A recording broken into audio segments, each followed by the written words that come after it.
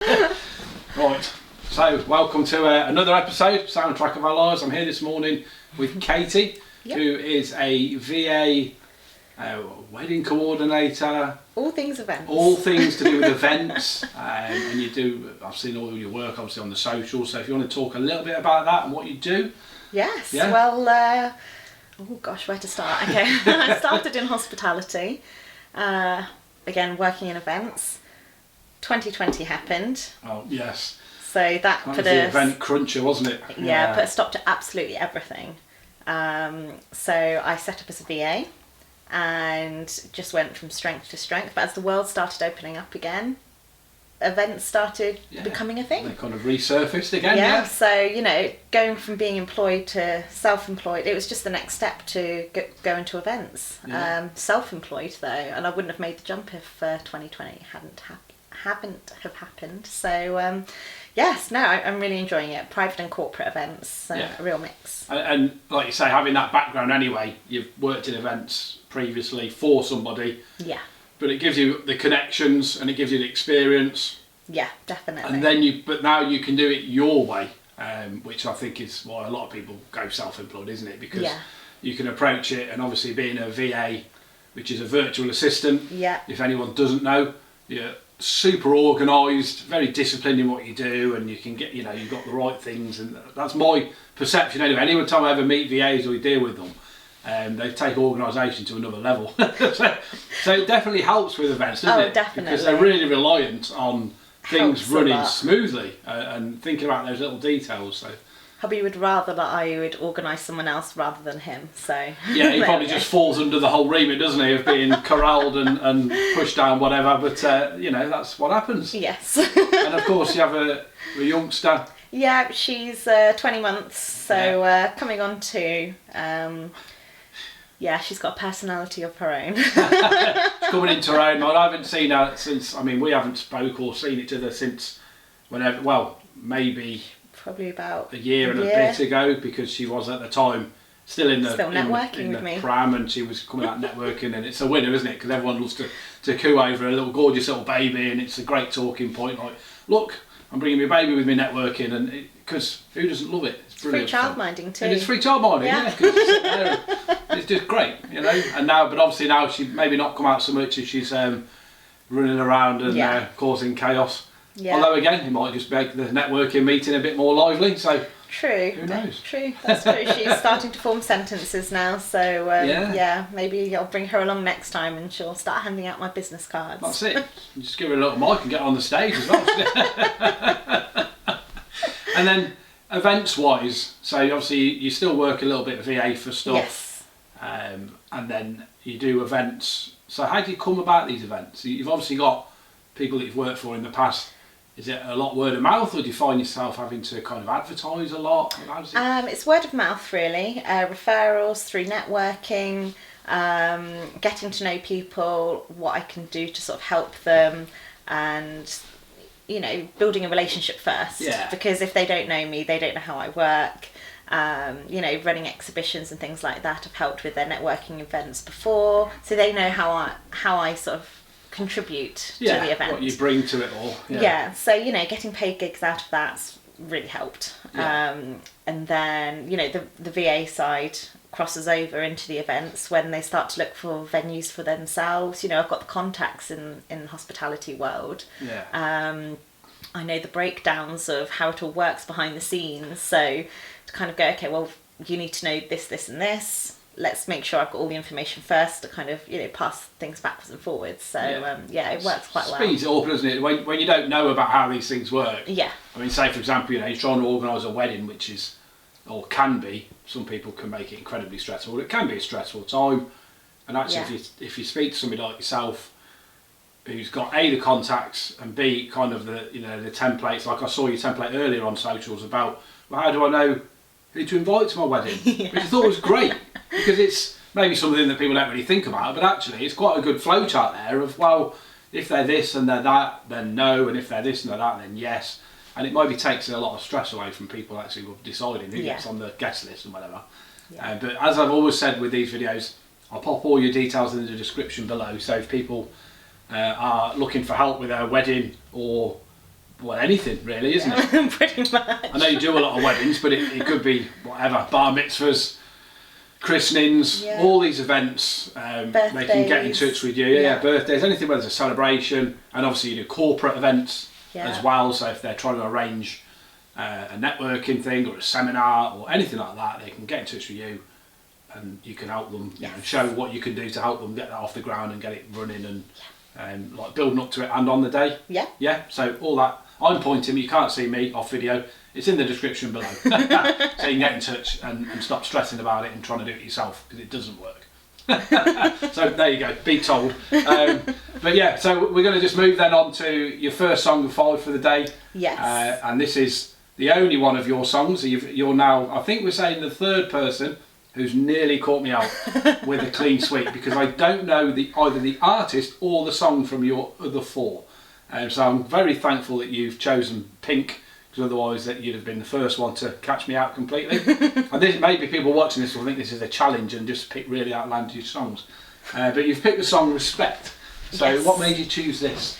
Just because I was thinking, when did I get back into music? And to be fair, I've not been around music, I'd like to say, my whole life. But I think when I was sort of younger and Pink came about, and, you know, her first album, absolutely loved her, and I got her CD, and it came with a you know, a free video or something like that. You had to put it into the DVD player. Back in the days. Some people will be googling, what's a DVD player? You know, this Netflix generation. And that was fancy, that was new. It wasn't VHS. So yeah, and then I remember sort of, you know, growing up, and we were going into my sort of teens and the sort of clubbing years and things. So I had a long-term boyfriend at the age of 16, sort of for 4 years, and it, you know, going out was never I'm going out to, you know, party and find someone. It was always just you know, let's go out, have fun. So it was still enjoyed the ritual of, you know, getting ready with the girls and things like that. But yeah, it was always just a party song, let's say. And where were you living at the time then? So as you're kind of, you know, you got these dressing up with your friends, and you got a boyfriend, and you're going out and having a nice night out somewhere. Yeah. Were you? Because we're in Coventry, as we record this, where I live. It's way. I don't think you live in Coventry, do you? I don't know. No, just outside. Just outside, but in that area. But is this somewhere? Have you grown up in Coventry or? Around, yeah. So I grew up in a little village, Ettington.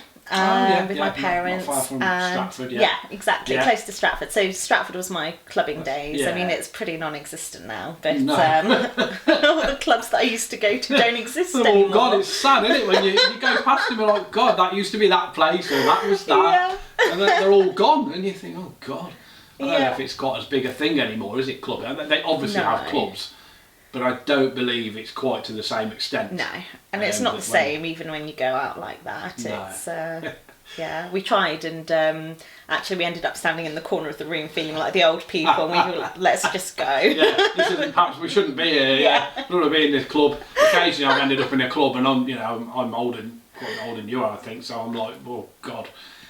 Yeah, it seemed a good idea, and then you get in there and you're like, no, this is ridiculous. It's not where I belong any longer, is it? Yeah, well, my parents let me go out from the age of 16. I was it sounds awful, doesn't it?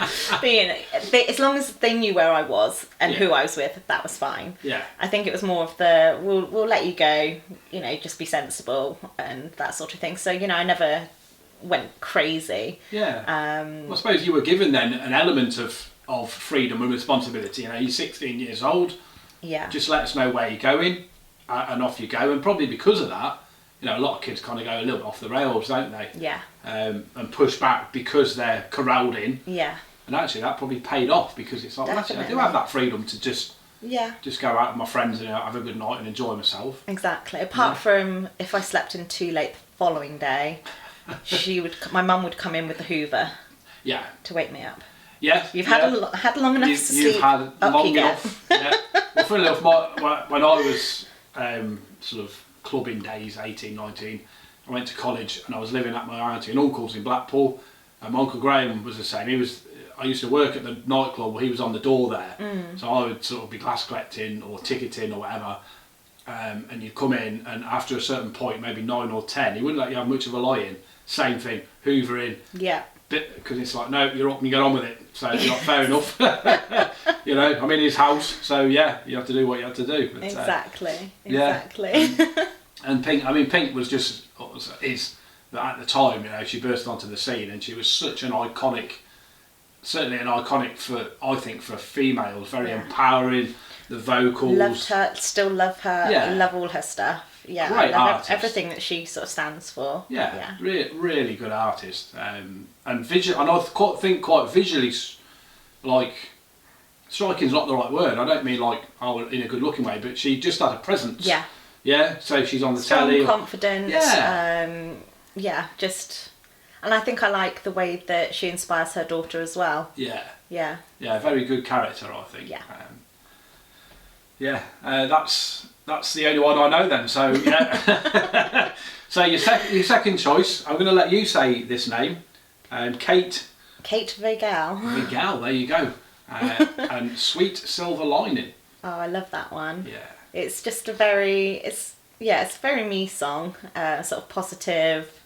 I feel like sometimes when if I do get a bit down, I kind of think, no, everyone knows me as the positive one. Yeah. You know, come on, you know, pick yourself back up. You're okay. You've got this. And my parents have always been a look at the bright side. You know. Yeah. Things could always be worse. I mean, that was the title of one of my keynotes, I think, a couple of years ago. But again, you know, my parents have been so just, I don't know, inspiring in so many ways. Yeah, and very supportive of having that mindset. I mean, at the time, it's always hard to remember how long you've known people, because I've known you for quite a while now. Yeah. Through various networking things. And my perception of you is someone that's always smiling and cheerful and happy. Yeah. So it is, you're right in what you're saying, that you are the positive person. You know, every time I see you at events, or if I see you post on socials, it's always upbeat, it's positive, and it just makes you think, yeah, well, it's a very nice, pleasant, warm person. And it helps. It just helps, doesn't it? Because, like you say, when you're dealing with work and stuff, people want to deal with people that they get on with and they enjoy their company. Totally. So, yeah, it definitely helps. Yeah. And this, say, I hadn't heard this song. I had to listen to them this morning. Look, fantastic artist. Really nice song as well. Really nice. And it's someone that as I do these podcasts, I think, well, actually, I'm going to expand my musical horizons a bit. So this is one of her older songs. Yeah. So this was when I was watching, what was it? One Tree Hill. And and she was a character in there, and she was doing a lot of sort of bits of singing here and there. So she was an actress as well. Yeah. As obviously doing the songs. Yeah. Yeah, exactly. So obviously I was just doing a bit of Googling, YouTube stalking or whatever. And yeah, she brought out another album, and I just started following from then. Again, that was when CDs were a thing. Yeah.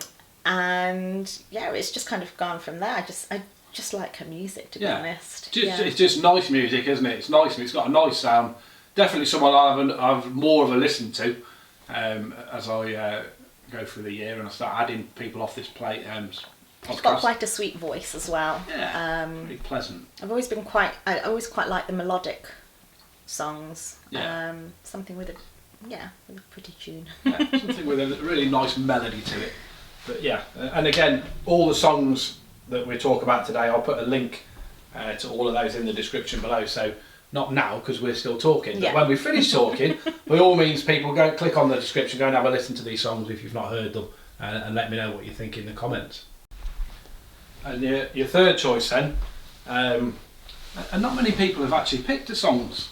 I think maybe one other person has picked songs from musicals in this whole time. This is episode 34. There's quite a lot of song selections. And this is Ethel Merman, and it's I Got the Sun in the Morning, from Annie Get Your Gun, is that right? Yeah, Annie Get Your Gun. Annie Get Your Gun, yeah. It's an old musical. Yeah. To be honest, when I say younger, it's probably about 10 years ago. My mum suggested getting into a choir, and I was like, no, I don't want anything to do with that. I don't want any of these choral singing about religion or anything. I don't want to be part of that. Weren't interested at all. No. And she's like, well, no, that's not what they're all about. They don't just do that. So she suggested a few groups, and I sort of thought, okay, well, I'll give it a go. I'll give Stratford Musical Theatre Choir a go. Well, if you're going to be into musicals and theatre, I suppose Stratford is as good a place as any, isn't it? Exactly. To immerse yourself into all of that. Yeah. Yeah.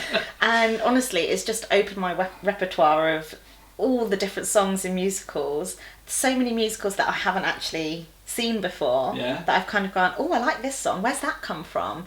And let me go and watch that now. I want to go and explore it a bit more.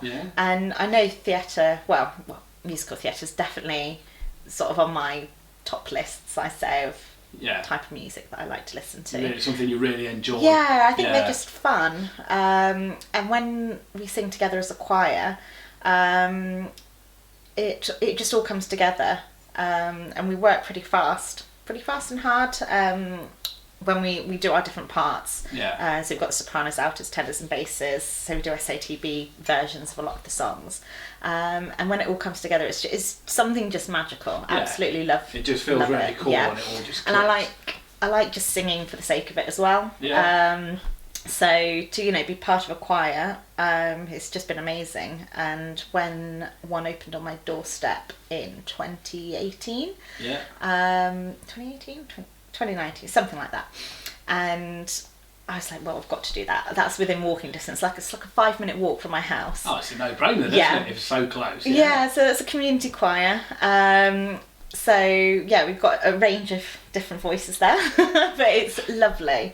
Just everyone knows everyone. And then when lockdown happened, because it was a Wellesbourne Sings choir, so everyone from the village, I knew so many more people than I thought I knew, because everyone was doing their walks, weren't they, during lockdown? And then suddenly I'd be like, oh, hello so and so, and hello so and so. And I went for a walk with my neighbour, and she's like, how do you know so many people? Built up this amazing community of people, which is great, isn't it? If that's what you enjoy doing, and then, like you say, you're just out and about and you see everyone, and it's... and I think just musicals in general are just fun to sing. So I've got 2 questions here then. Sure. What's your favourite musical that you've seen, and and then secondly, what do you really enjoy performing, and what have you had the opportunity to perform that you've enjoyed the most? I've performed so many. I mean, this one in particular, from Annie Get Your Gun, I've got The Sun in the Morning. I've sung as a group in the choir, and I've sung it as a solo a couple of times, I think now. Favourite musical? Oh, that one's tricky. That's a hard one, isn't it? I put you on the spot a bit when asking the favourite. Because especially when you enjoy something so much, you're like, God, but I love that one, and I don't know musicals, but I'm thinking, Cats, or I've run out of ideas already. I think it really varies on my mood as to what I fancy watching. The Greatest Showman's obviously got to be one of my favourites as well. It's obviously been played a lot. I've done it in both of my choirs several times. We're doing 2 as we speak in one of my choirs. So I absolutely love it. It's just one of those films where all the songs you can kind of just belt out, and it's great really fun. All kind of singing at the top of your lungs kind of thing, are they?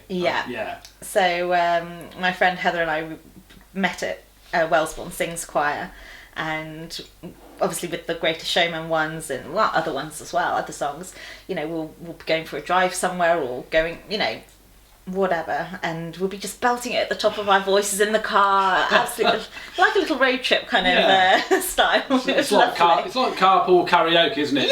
But totally. with musicals. Yes. And probably a lot more tune in the voice and things. So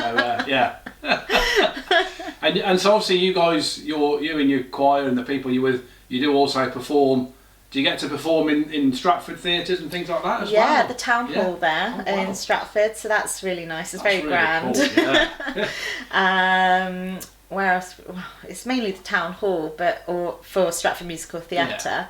And Wellesbourne Sings, because we rehearse in St Peter's Church in Wellesbourne, we perform there, and we tend to sort of just raise money for either the church or, you know, charity causes. Some local things, some fundraising, and you must. I take it, do you do things like seasonally? So yeah, like, I don't know, Christmas performances and things like that. Oh, don't we started on Christmas already? That's well down the path, isn't it?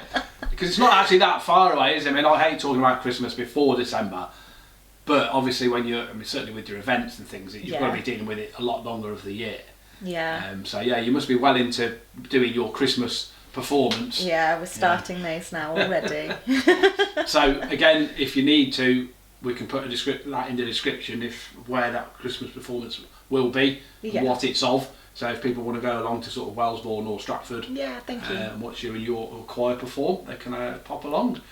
But because I don't know anything about musicals, it's not really my cup of tea, so I'm no help at all, but I appreciate the talent it takes to. You'll probably know the Disney ones then. But I've got 2 daughters, so you know, we grew like Frozen, there you go.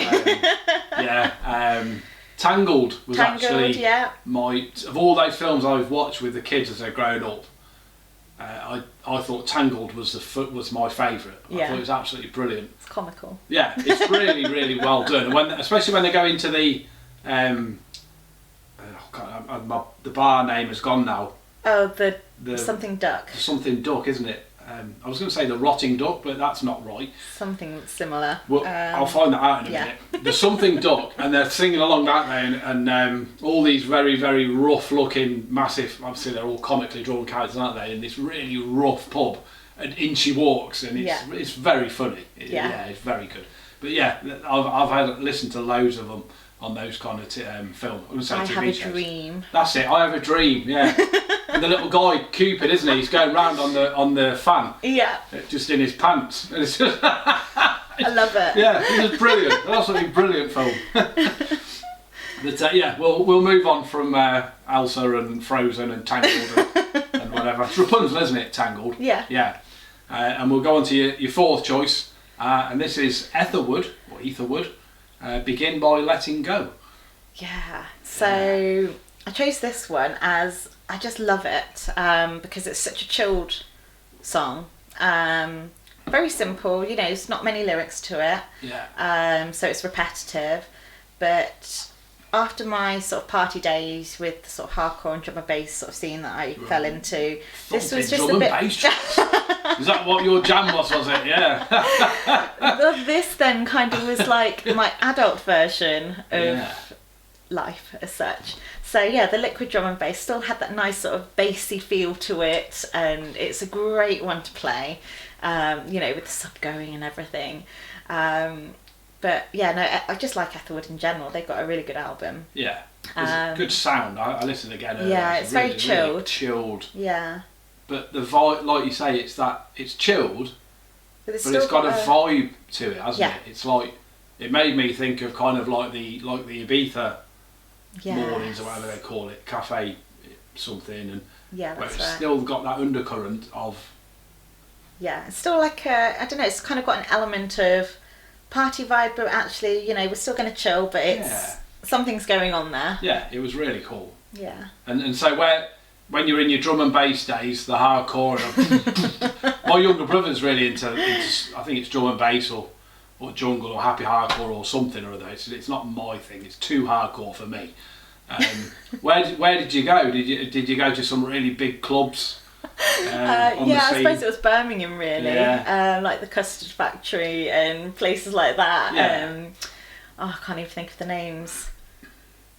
Gosh, it feels like going back in the day, but you know, all these sort of little outfits that I'd sort of go in, and this all bright neon and it wasn't just the music that was really out there, was it? It was the whole place. It was really vibrant, and it was you know, even if it had to finish at 3-4 in the morning, you know, there was then the after party, which then went on till 7, and then you'd have to wait until the next train to get home, and then you'd be back by about 9 in the morning to then get home, and then you just go and sleep. That's it. Just crash out. You know, had an awesome night, haven't you? Yeah.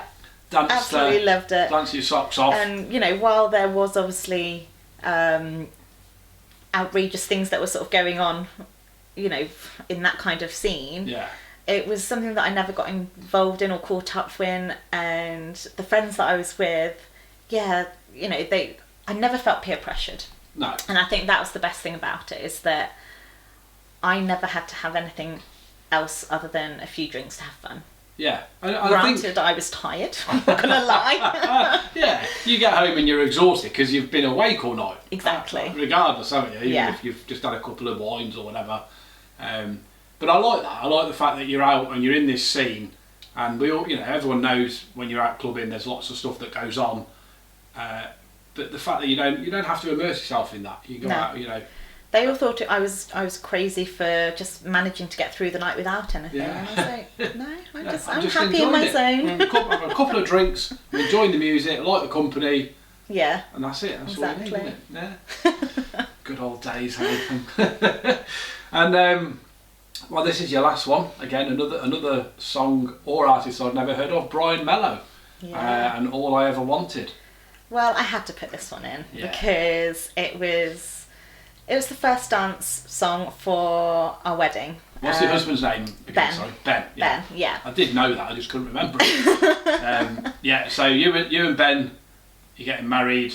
First dance is always a really special moment. Yeah, and we've never had a song. We've never, you know, we've kind of we met actually in the sort of party scenes in our teen years actually. Yeah. Funnily enough, when I was with my boyfriend, he was with his girlfriend, and then, you know, our paths crossed again after university and things like that.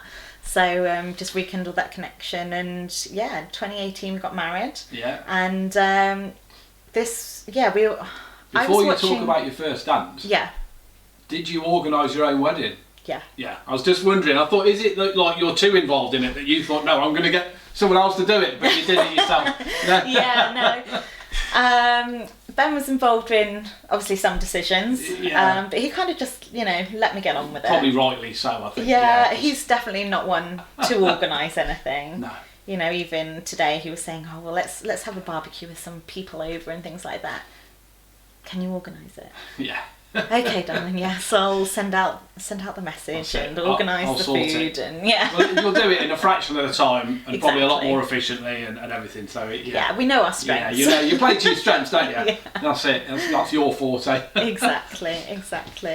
So sorry. Yeah. So you've picked this song with the lyrics. Yeah. So I think I can't remember what film it was from. I want to say Dear John. It was, yes, because when I was listening to it earlier, it did say Dear John in brackets with Tanning. Is it Tanning Johnson? Yes, that is the film. Yeah. So I was watching that, and it was just another sort of romance kind of film. I'm not going to lie, I didn't think much of it, but it's normally the music I listen out to in films, even if it's just tension music. Yeah. I just admire what they can do with that. So anyway, I think this one came on at the end, you know, when the credits roll and everything, and I just loved it, absolutely loved it. And when I was sort of listening to the words, I was like, that's nice. And I sort of played it to Ben, and he was like, this is says it all. Yeah, the lyrics were a really good match for you, the pair of you. Yeah, definitely. So it was more the lyrics than anything else, and we did a bit of a choreographed dance to it. I mean, not hugely, but you know, Ben's idea of dancing is kind of bopping up and down in the corner of a room at the edge, you know. Perfectly reasonable to me. So to do, you know, a few twirls and things like that, and lift me up in this bloody big wedding dress. You know, they're heavy enough. Wedding dress, aren't they? It's quite a feat in itself. So it was really nice, and it's just a very memorable one. And we played it the other day, obviously, when I was sort of going through my list of songs, and we were sort of just dancing in the living room. We were like, nice. Oh, this is a nice memory. Yeah. That's what I love about this music, isn't it? Especially when it's from an occasion as special as your wedding day. Yeah. Is you can just put it on, you have a dance around the kitchen, and it sort of takes you back, and you know, that day when all your friends and your family are there, and it's just brilliant, isn't it? Wedding, well, you do weddings all the time, but I think weddings are just an incredibly special occasion. I like to try and get the name of their first dance song, so I can. So basically, at the end of every wedding, I'll have taken sort of pictures and video footage, and I'll put together like a little reel, that I sort of send to them the following day. But I like to put it to their first dance song. Nice. So they can then kind of relive it to their song, and they will refer to it more as theirs, if that makes sense. Yeah. So when they share it with friends and family, they can go, yeah, this is our song, this is our wedding. It's, you know, it's just it's ties nice, it all in nicely. exactly, it's a nice touch. So yeah. yeah. And I find what's interesting as well. And I was doing one of my radio shows the other day, and I played a song. We were talking about films. Yeah. So I played a song from a film that I'd never heard of before. Not the film, the song. Yeah. And when the other guy listened to it, and I said, to me, because of the scene and the film, I was like, that song is amazing. Like you go and look, I'm looking on the film soundtrack, playing a couple of songs. Oh, that's what it is. Right, I got it. But it makes you wonder whether it has the same impact for someone who just hears the song on its own. Yeah. Because they haven't watched it in that maybe the emotion of the scene and things as well. So sometimes the film actually lends itself to have a much more of an impact, doesn't it, with the song? But yeah. So and when you got married, where was that in like Coventry and Warwickshire as well, or have you? Yeah, did you go just abroad? outside. So Stratford. Well, Ettington. Got married at the church there because I grew up there as a child, and it was local enough for Ben and his family. So yeah, at the church there in Ettington, and then at the Welcome Hotel in Stratford upon Avon. Oh yeah, no, that yeah, lovely place, lovely grounds there, isn't there? Yeah, so beautiful. Lovely photo opportunities. Exactly, and I just knew that it would take care of itself. You know, having a staff and the team there, rather than me having to sort of try and find a coordinator or, you know, I kind of knew how it works. That was, for me, that was just the stress reliever of everything. And you've probably put everything in place beforehand, haven't you? So everything's ready, and then you can relax and just go, right, well, I know everything's organised. Yeah. I'll turn up and just enjoy the whole day. The only thing they knew was that they knew I was from a competitor hotel. Right. So when obviously they'd made a few little errors in the run up to it. I think it was just a change of staff or something like that, and things hadn't been handed over, so I sort of just kind of, you know, put my stern face on and was like, okay, well, this needs to be right. Can you just do this to reassure me and things like that? And I said, well, actually, just FYI, we've got our director of sales, and I'm in hospitality, so people from the Warwick conference are coming, people from here are coming, from other hotels, that they were kind of like, oh, we've got to put we've really got to put our A game on here. Yeah, exactly. And my mum told me after the wedding, she sort of went into the wedding breakfast just to sort of check everything was all okay, and she overheard them saying, we've got to be on top form today, you know, we've got very important people here. And I was like, oh god, I didn't mean it to kind of come across like that, but it was more of just an FYI. Yeah, just letting them know that there's obviously people that might be influenced. If exactly. they made a little pig's ear of it, it wouldn't help them. Yeah, exactly. It wasn't a threatening thing. No, it was just not at all. Just a case of, well, I'm just giving you a heads up, guys, you know. Yeah. Please do your best. Yeah. I didn't mean to put them all, you know, on edge. Well, like that rattling plates over when they're coming out, like with nerves and stuff. Yeah.